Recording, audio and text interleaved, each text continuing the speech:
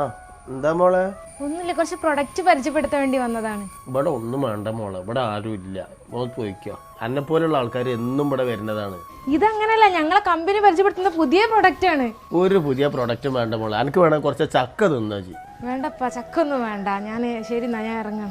മോളെ ഇങ്ങോട്ട് വാ. ജിപ്പാന്ന് വിളിച്ചത് ഇന്നെ വല്ലാതെ മനസ്സിൽ കൊണ്ടാ. ഇങ്ങോട്ട് വാ. മോളെ വീട് എവിടെയാണ്? ഞാൻ ഇവിടെ ടൗണിൽ തന്നെയാണ്. മോളെ വാപ്പ എന്താ ചെയ്യണേ?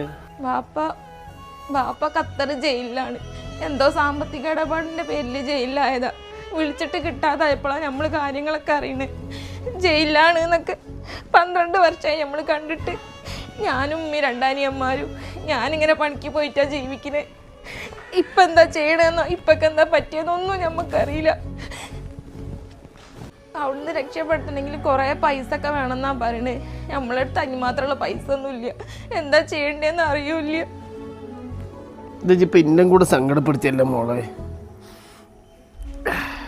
ഇജ്ജ് ബേജാറാവണ്ട, ഇതിനൊക്കെ ഉള്ള പരിഹാരം നമുക്ക് കാണാം. അപ്പോൾ ഗൈസ്, ഇതുപോലെ സാമ്പത്തിക കേസ് പെട്ടിട്ട് ഒരുപാട് മലയാളികൾ ഇന്നും ഖത്തർ ജയിലിൽ കഴിയുന്നുണ്ട്. പൈസ കൊടുത്തെങ്കിൽ മാത്രമേ അവർക്ക് അവരെ നാട് കാണാൻ പറ്റുള്ളൂ. അപ്പോൾ ഓലെ പുറത്തിറക്കാൻ വേണ്ടിയിട്ട് ഇന്ത്യൻ പ്രവാസി മൂവ്മെന്റ് രക്ഷ ബാക്ക് ടു ലൈഫ് എന്ന് പറഞ്ഞ പേരിൽ ഒരു ആപ്പ് സെറ്റ് ചെയ്തിട്ടുണ്ട്. ആപ്പ് പ്ലേ സ്റ്റോറിലും ആപ്പ് സ്റ്റോറിലും ഉണ്ട്.